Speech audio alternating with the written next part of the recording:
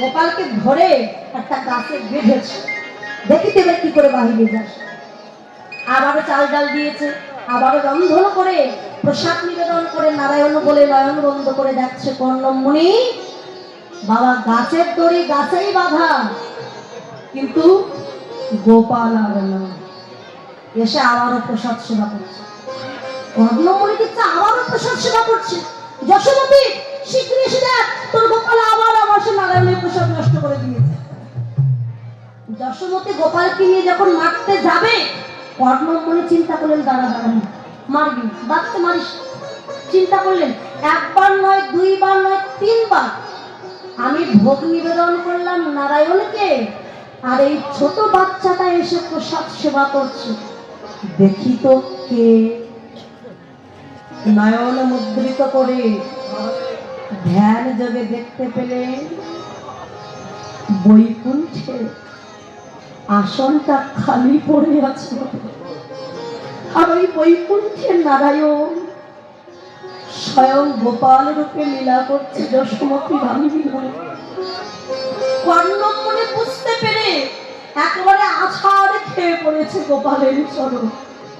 গোপালের চরণ দুখানা হৃদয়ে ধরে কেঁদে কেঁদে বলে, প্রভু আমি বড় জ্ঞানন্ধ, আমি হলাম মহাপাপী, আমি তোমায় নিবেদন করে তোমাকে ডাকলাম, কিন্তু তোমায় আমি চিনতে পারলাম না।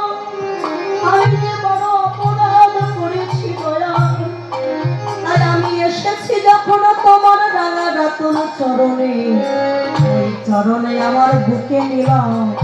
আমি কাঙাল বলে যেন চরণ ছাড়া করো না, যেন চরণ ছাড়া আমায় করো না গো, যেন চরণ ছাড়া আমার করো না গো, চরণ ছাড়া করো না গো। ওই চরণে আশ্রয় দিই, চরণ ছাড়া করো না। আমার ইচ্ছা মনে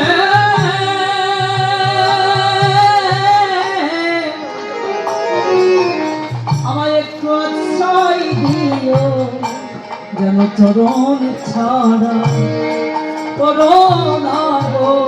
আমি কাঙাল বলে যেন দিও না ফেলে, চরণ ছাড়া করো না। আমি কাঙাল বলে দিও না ফেলে, যেন চরণ ছাড়া করো না গো। আমি চিনতে পারিনি প্রভু তোমার। বলে কৃষ্ণ যদি ধরা না দেয় তাকে কি কেউ ধরতে পারে? কেউ ধরতে পারে? যশোমতী মাও গোপালকে চিনতে পারলো না। বাৎসল্যে জানছি সে আমার পুত্র। মা একটু নবনী দাও, আমি একটু নবনী সেবা করি। গোপাল, শ্রীরাম সুদামের বদনে শুনেছি তুই নাকি গোঠে গিয়ে সুন্দর করে নৃত্য করিস। আমি তো কোনোদিন তো নৃত্য দেখিনি বাবা, যদি একটু নৃত্য করতে পারিস, সামান্য বর্ণন উদার পরিপূর্ণ করে আমি তোকে ক্ষীরিসন নবনী দেব। আমি তো রাজরানী, নবলক্ষ ধনুর পাল আছে আমার গৃহে, তো সামান্য কর পূর্ণ করতে সময় লাগবে। গোপাল মনে মনে বলে, মা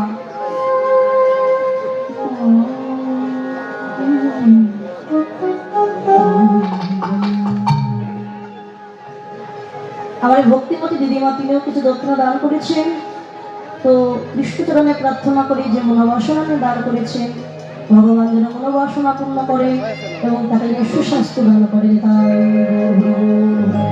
হরি হরি। গোপাল দেখছে মা তোমার যে অহংকার হয়েছে, মা তুমি রাজরানী বলে অহংকার করছো, তোমার অহংকারকে চূর্ণ করতে হবে। আচ্ছা মা, আমি যে নৃত্য করবো, নৃত্য করলে আমাকে লবণী দেবে তো? হ্যাঁ, তোকে লবণী দেব নৃত্য। আচ্ছা মা, কাল ভাবে কি নৃত্য করা যায় না? দেবকী একবার নৃত্য করছে। কি তাল দেবেন তো করে করে ও একবার নাচি রে জাদু বলি নাচে জাদু বলি ও একবার নাচে জাদু বলি ও তুই যতই নাচবি ততই দিব চিরসার বলি যতই নাচবি ততই দিব চিরসার বলি ও তুই যতই নাচবি ততই দিব চিরসার বলি যতই নাচবি ততই দিব চিরসার বলি ও একবার নাচে কোনা ও একবার নাচে কোনা ও তুই যতই নাচবি ততই দিব চিরসার ছানা যতই নাচবি ততই দিব চিরসার ছানা ওই যতই নাচবি ততই দিব চিরসার ছানা যতই নাচবি ততই দিব চিরসার ছানা ও একবার নাচে কোনা ও একবার নাচে কোনা নাচে তা থই নাচে নন্দ দুলাল আমার চরণে বাজে মন্দির কাল নাচে কাথই ও নাচে কাথই ও নাচে কাথই কাথই নাচে নন্দ দুলাল টাকা চরণে বাজে মন্দির কাল নাচে কাথই নাচে কাথই কাথই নন্দ দুলাল টাকা চরণে বাজে মন্দির কাল আর ত্রিভঙ্গ মুরারি হয়ে বামে চূড়া হেলাই বিভঙ্গ মোরারি হয়ে বামে চূড়া হেলাই বিভঙ্গ মোরারি হয়ে বামে চূড়া হেলাই বৃন্দাবনে লীলা করে মদন গোপাল নাচে কাথই নাচে কাথই কাথই নাচে নন্দন গাছ রাঙা চরণে বাজে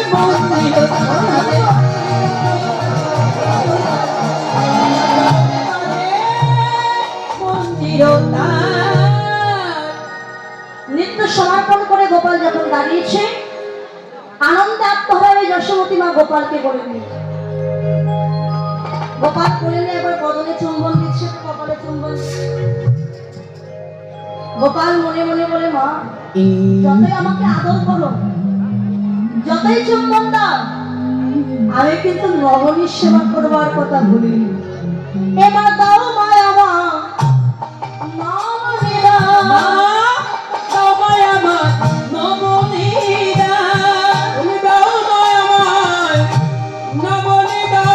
আমার বড় ক্ষুধা লেগেছে মা দাও মা আমায় নবনীরা আমার বড় ক্ষুধা লেগেছে মা দাও মায়া মায় নবনীরা হ্যাঁ দুষ্টু এত চুম্বন করলাম হলো না নবনী দিতে হবে নবনী দেবে না টাইম হয়ে গেছে তো আচ্ছা তারা আমি তোকে নবনী দিচ্ছি গোপাল দাঁড়িয়েছে কর পেতে যশোমতী মা নবনের ভাণ্ড নিয়ে এসেছে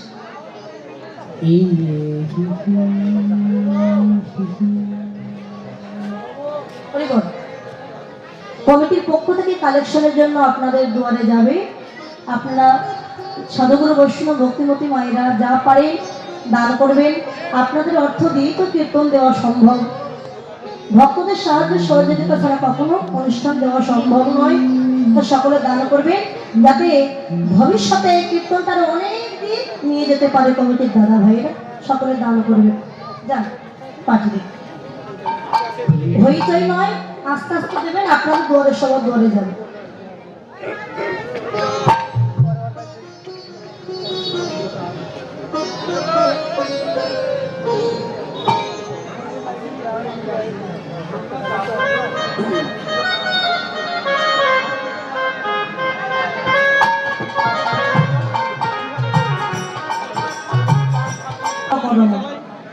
এক ঘন্টা নবনী নিয়ে এসে গোপালের হ্যাঁ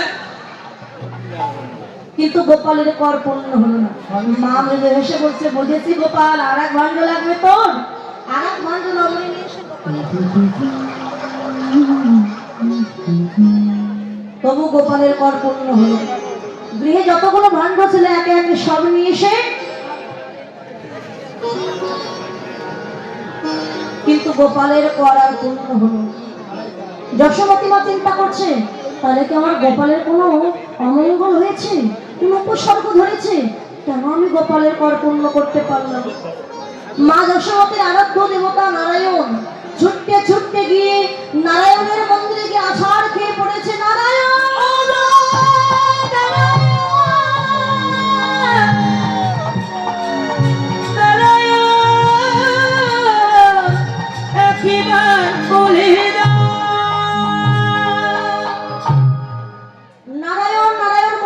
করছে নারায়ণ, আমার গোপাল কি হয়েছে প্রভু?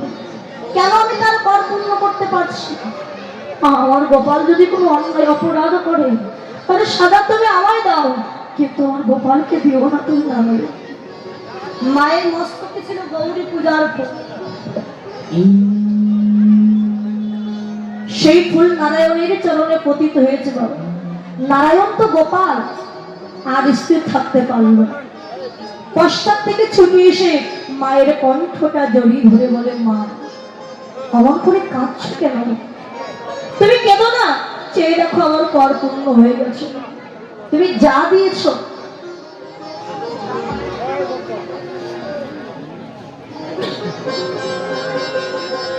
তাতেই আমার কর পূর্ণ হয়ে গেছে। কি দিলে যশোমতী মা? বলে অন্য কিছুতে কর পূর্ণ হোক বা না হোক, ভক্তের ভক্তিতে আমার ভগবানের কর পূর্ণ হয়ে গেল। যশোমতী মা গোপালকে কোলে নিয়ে গোপালকে আদর করছে। কর যে পূর্ণ হয়ে গেল, কিসে পূর্ণ হলো? আমার যশোমতী মা অত চিন্তা করল, দেখছে কর পূর্ণ হয়ে গেছে। কোলে নিয়ে যখন আদর করছে, এদিকে গোঠের বেলা হয়েছে জানি, এক শাখা এসেছে মায়ের কাছে। হাসতে দামোজা ইয়া কহে কোন ভাবে করিস গতাগতি, গতাগতি গতাগতি কে বুঝিবে তোর রীতির নীতি, ভাবে করিস গতাগতি। কে বুঝবে নীতির নীতি, ভাবে করি গতাগতি। ওরে বুঝিতে না পারি গানা তোহারি নাম গানা। এই কানাই, তুই এখনো মায়ের কোলে বসে আছিস? চেয়ে দেখি মাঠে না যাই পাল, ওই না ঘরে বসি মাঠে না যাই পাল, ঘরে বসি মাঠে না যাই পাল। অনমত্ত হইয়া বেড়ায় যাচ্ছে কোরা খা, মস্ত হইয়া বেড়ায় যাতে গোড়া খা। ওরা এখন ভালো গনে তারা পাগলে নাই হয়েছে রে, পাগলে রে হয়েছে ওরে কানা তুও বিলে পাগলে নাই হয়েছে। ওরে ওকে কানে তবু বিনে পাগলে রে হয়েছে। অনমত্ত হইয়া বেড়ায় যাচ্ছে কোরা খা। উন্মত্ত হইয়া বেড়ায় যাতে গোড়া খা। এই কানাই, ধনুবৎসবন তোকে ছাড়া যে কেউ বসে যেতে চায় না ভাই। যত ধনুবৎসবনকে আমরা আগে চালাই, তার পশ্চাতে তাকে শুধু হাম্বা হাম্বা ভাবে না, তারা কেউ বসে যেতে চায়। হ্যাঁ রে কানাইয়া ভাই, তুয়া সঙ্গ চাই, দেবে কানাই ভাই তোয়া সঙ্গ চাই, তাদের কানাইয়া ভাই তোয়া সঙ্গ চাই। খোদা হলে গহন কাননে খেতে পাই রে ভাই রে কানাই। খোদা হইলে গহনা তোদের খেতে পাইলে পাইলে কানা। তুয়া ছাড়া মায়ের লেতে শুয়ে থাকি, আর তোয়া ছাড়া মায়ের লেতে শুয়ে থাকি, তোয়া মায়ের লেতে শুয়ে থাকি। আরে ঘুমাইতে ঘুমাইতে ওরা কানাই বলে ডাকি। ওই ঘুমাইতে ঘুমাইতে মোরা কানাই বলে ডাকি, ঘুমাইতে ঘুমাইতে মোরা কানাই বলে ডাকি। ভাই রে কানা এদের কানাইয়া ভাই তোয়া সঙ্গ চাই, খোদা হইলে গহনা তোদের খেতে পাইলে পাইলে কানা। আর মরিলে না মরি কত এক দয়ারাই, মরিলে না মরি কত আপদ হেরাই, মরিলে না মরি কত আপদ হেরাই। পাই যাব তোমার ভাই, জন্মে জন্মে পাই যাব তোমার ভাই। ভাই রে কানাই এদের কানাইয়া ভাই তোয়া সঙ্গ চাই, ওই না খোদা হইলে গহনা তোদের খেতে পাইলে পাইলে কানা। দিদিমা 100 টাকা দান করেছেন, আর একজন ভক্তিমতী মা তিনি 100 টাকা দান করেছেন। আশীর্বাদ করি, আপনারা আশীর্বাদ করবেন। যে মনোবাসনা নিয়ে দান করেছেন, ভগবান যেন মনোবাসনা পূর্ণ করে, দান যেন কৃষ্ণ চরণে পৌঁছে যায়। তাই বল হরি বল হরি বল।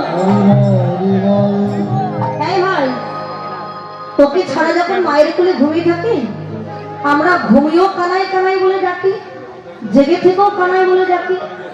অর্থাৎ শয়নে স্বপনে সদা সর্বক্ষণ আমরা শুধু কৃষ্ণই দেখতে পাই, আর কিছু দেখতে পাই না। এই ভাই আর দেরি করিস না, চলো বসে যাই। বসে নদীর বেলা হয়েছে। সুদামের বাক্য শ্রবণ করে কৃষ্ণ বলে, ভাই সুদাম রে, বসতে যাব, কিন্তু কেমন করে যাব বল ভাই। কেন? এই দেখ, বসতে যাব বলে আমি সেজেছি। কি করিব হরে শ্রীরাম, করিব আমি কি করিব ওরে শ্রীরাম, করব আমি কি? চোরা বাঁধি ভাড়া করে বসে রয়েছি। রোড়াবাঁধি ধরা পড়ে বসে রয়েছি। আমি এই ডাল ধরা পড়েছি ভাই। এই এক ধরা পড়েছি ভাই, ওরে এই এক ধরা পড়েছি ভাই। চূড়া বেঁধেছি, ধরা পড়েছি, এই ডাল ধরা পড়েছি ভাই। ওরে চূড়া বেঁধেছি, আবার ধরাও পড়েছি, এই এক ধরা পড়েছি ভাই। ওরা আমি ধরা পড়ে বসে রয়েছি।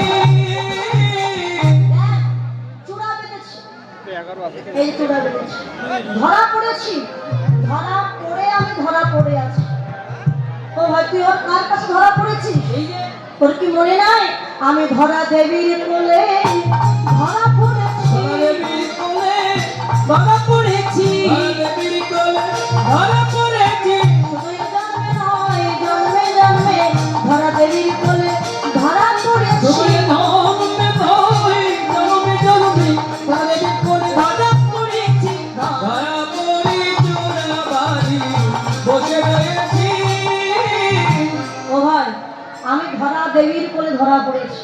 ওই ধরা দেবী নিজেকে স্তন কেটে বাধা দিয়ে অতিথি সেবা দিয়েছিল। আমি সবাই সন্তুষ্ট হয়ে বলেছিলাম, ধরা তুমি কি চাও? প্রভু, আমাকে এই আশীর্বাদ দাও যে স্তন কেটে বাধা দিয়ে আমি তোমায় সেবা দিয়েছি, আমি যেন প্রতি জন্মে জন্মে তোমাকে পুত্র রূপে ধরে আমার স্তনদগ্ধ সেবা দিতে পারি। তথাস্তু তাই হবে। সেই ধরা দেবী হলো মা যশোমতী, আর আজকে তার কোলে আমি পুত্র রূপে ধরা দিয়েছি। তাই মায়না বলি আমি যাই যদি গোঠে, মরিবে গো আমার মাতা, আমি পড়িব সংকট। একদিন নবনে খাইয়া ছিলাম লোকাইয়া, মরিতে ছিল আমার মাতা, আমায় না দেখিয়া। আমায় না দে,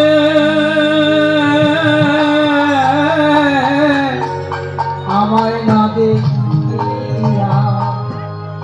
এই শ্রীরাম, আমার মাকে না বলে তো আমি গোঠে যেতে পারবো না। ভাই রে শ্রীরাম হলো কিরাই, বুঝায় মাই নেবে আমার। আমার মাকে বুঝা, বোঝানোর পরে যদি যেতে দেয় তবে আমি যাবো, এর আগে আমি যাবো। শ্রীরাম বলছে, কানাই বুঝেছি, তুই তোর মায়ের গুণের কথা বলছিস তাই না? তোর মা তোকে কত ভালোবাসে তাকে আমরা জানি না? জানি রে তোর মায়ের প্রেম কত ভালোবাসে। জানি রে তোর মায়ের প্রেম কত ভালোবাসে। কামনা মনির তারে বেঁধেছিল গাছে, মনির তারে বেঁধেছিল গাছে। বল গাছে ভরা মা কার বই আছে? আমার গাছে বাঁধা আর ভাই আছে, বল গাছে বাঁধা মা কার বই আছে? আমার গাছে বাঁধা মা কার ভাই আছে। বলি ভরে আমাদের বলি ভাই আছে, ভাই আমার গাছে বাঁধা মা কার ভাই আছে। বলি আমাদের মায়া আছে, ভাই গাছে বাঁধা মা কার ভাই আছে। বেঁধেছিল গাছে। তোর কি মনে নাই ভাই, সামান্য লবণই খেয়েছিলি বলে তোর মা তোকে গাছে বেঁধেছে। বলে কেন যে বেঁধেছিল তোরা জানবি কি করে? সে কথা আমি জানি আর কেউ জানে না। ওই জঙ্গল অর্জুন বৃক্ষে যে আমাকে বেঁধেছিল, ওই বৃক্ষ দুটি ছিল কে না ধন কুবেরের পুত্র নলগ্রীব আর মণিগ্রীব। এরা দুই ভাই, নলকুবের এবং মণিগ্রীব, এরা দুই ভাই নারীর সাথে সুরত ক্রিয়ায় মত্ত ছিল, জলকালি করছে, অঙ্গে বস্ত্র না। এমন সময় দেবর্ষি নারদ যাচ্ছিলেন সেই পথ দিয়ে, নারদকে দর্শন করেও দুই ভাই সংযত হলেন না, নারীর সাথে জলকেলি করছে।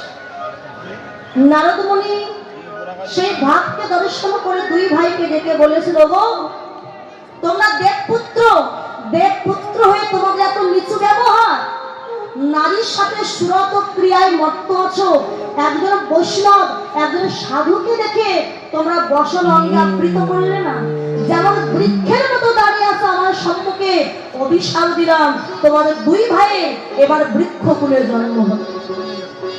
অভিশাপ পেয়ে দুই ভাই তো কাঁদছে, মনির চরণ ধরে বলিল, ক্ষমা করে দিন, আমরা অন্যায় করেছি, অজ্ঞানতার বশবর্তী হয়ে অন্যায় করেছি, পাপ করেছি, ক্ষমা করে দিন। দেখো মনি বাক্য বিফল হয় না, অভিশাপ যখন দিয়েছি সাজা পেতেই হবে। তবে তোমাদের মুক্তির উপায় আমি বলে দিচ্ছি। আগত বৃন্দাবনে তোমরা নন্দ পিতার বাড়ির উঠানে গোকুলে যমল অর্জুন বৃক্ষরূপে জন্ম নেবে। স্বয়ং ভগবান লীলা করবার ছলনায় নন্দ যশোমতীর গৃহে প্রতিপালিত হবে। কৃষ্ণ গোপাল নবনী সেবা করবে, তাই যশোমতী মা রেগে গিয়ে ওই গোপালকে নিয়ে গাছে বাঁধবে। সেদিন ভগবানের চরণ পরশ পেয়ে তোমরা দুই ভাই উদ্ধার হয়ে যাবে। তাই তো আমার মা গাছে বেঁধেছিল, তোরা জানবে কি করে?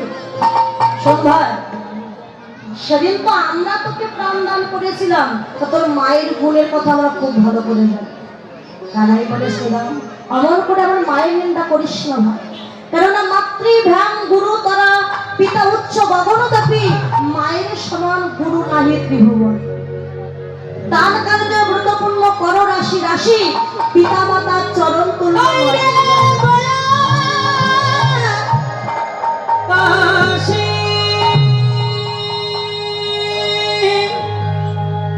আমি বাবা মাকে খেতে দিই না, অথচ বৃন্দাবনে গিয়ে দান ধান করছি, যজ্ঞ করছি, বৈষ্ণব সেবা দিচ্ছি, কিন্তু নিজের পিতা মাতা দুবেলা দুটো অন্ন খেতে পারছি। বলে দান ধান করে কি লাভ, নিজের পিতা মাতাই যদি কষ্ট পায়। তাই বৃন্দাবন গয়াকাশে যাবে, যেতে গেলে অনেক অর্থের প্রয়োজন। বৃন্দাবনে যদি না যেতে পারো, ঘরে বসে পিতা মাতা শ্বশুর শাশুড়ির চরণ সেবা করো। বৃন্দাবনে গেলে যে পুণ্য ফল পাবে, ঘরে বসেই সেই পুণ্য ফল লাভ করতে পারবে। তাই ভাই, আমার মায়ের নিন্দা করিস না, পিতা মাতা পরম গুরু। ওরে মায়ের পা লিত দেহ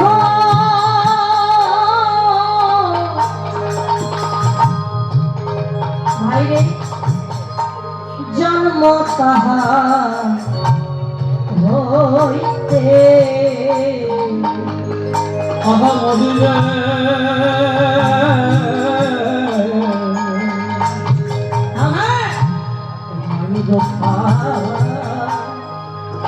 লিত দেহ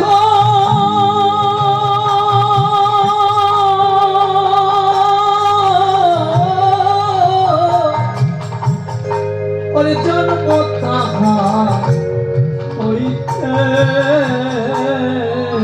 আর প্রতি জন্মে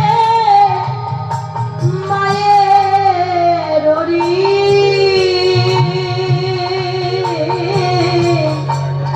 কে শোধিতে পারে।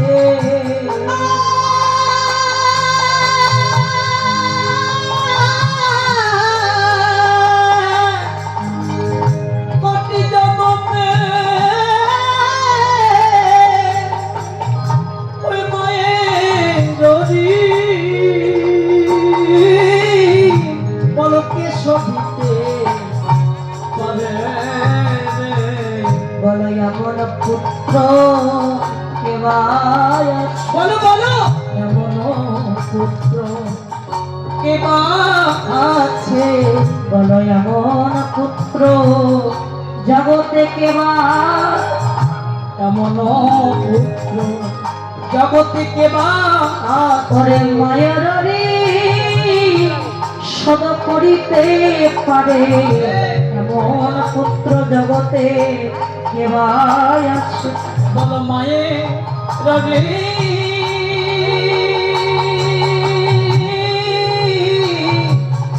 কেবা সদিতে পারে এমন পুত্র জগতে কেবা আছে।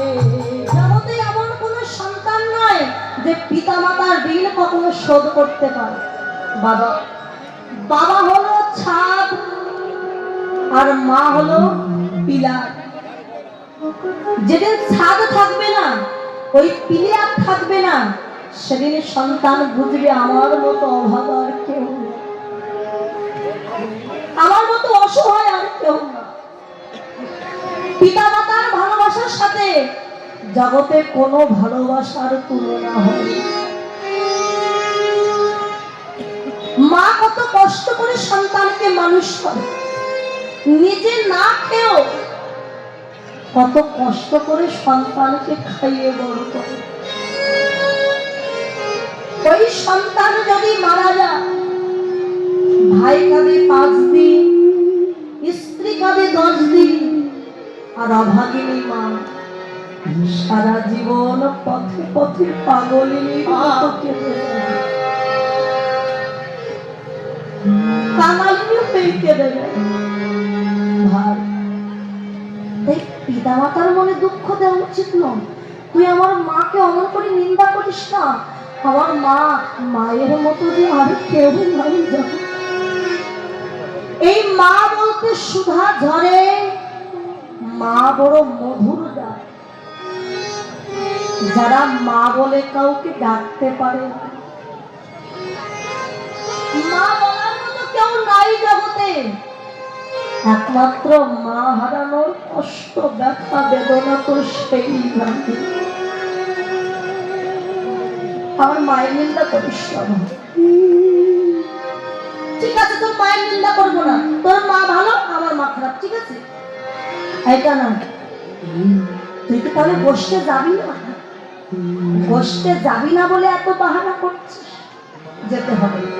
যদি না যাস, তোর ধেনু বৎসগণকে আলাদা করে নিয়ে তোর ওই চোরা ধেনু আমরা নিয়ে যেতে পারবো।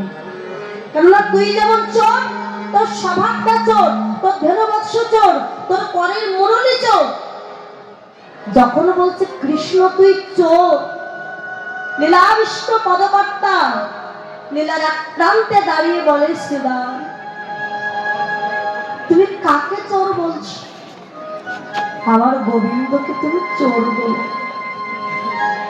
কৃষ্ণ চোর বটে, তবে জাগতিক জগতের চোর নয়। বাস্তব জগতের চোরকে ডাকতে হয় না। গৃহস্থের ভবনে প্রবেশ করে সবকিছু চুরি করে নিয়ে পালিয়ে যায়। কিন্তু কৃষ্ণ কালো চোরকে না ডাকলে যে কোনোদিন ভক্তের গৃহে যাবে না। দশিন্দ্র ষড়রিপুকে এক করে, দুটি নয়নকে প্রহরী করে, যদি কেউ দুটি বাহু উত্তোলন করে কৃষ্ণ বলে কাঁদে। শাস্ত্রে বলে নবম্বুধু শ্যামল কান্তি চৌরং গোপং গরলং দুকুল চৌরং অনেকে জনমার্জিত পাপ চৌরং আশ্রিত জনঞ্চ সর্বস্ব চৌরং। কৃষ্ণ কালো চোর, তার এমনই রীতি। নবীন যে মেঘ, সেই মেঘের কালো বরণকে চুরি করে নিজের অঙ্গে ধারণ করেছে। গোপীদের 2 কুলকে হরণ করে নিয়েছে, বাপ কুল এবং শ্বশুর কুল। এ জগতে কোনো পাপী যদি একবার ওই কালো চোরের চরণে আশ্রয় নেয় আর কেঁদে যদি বলতে পারে, প্রভু এতদিন যা পাপ করেছি, অন্যায় করেছি, আমি সব তোমার চরণে নিবেদন করলাম, তুমি আমায় কৃপা করে আশ্রয় দাও। আমার কৃষ্ণ কালো চোর কি করে জানো? ওই পাপীর সমস্ত পাপকে ভগবান নিজে কৃপা করে নিজেই নিজে নিয়ে অবশেষে ওই পাপিকে কি করে জানো, তারে আপন করে বুকে ধরে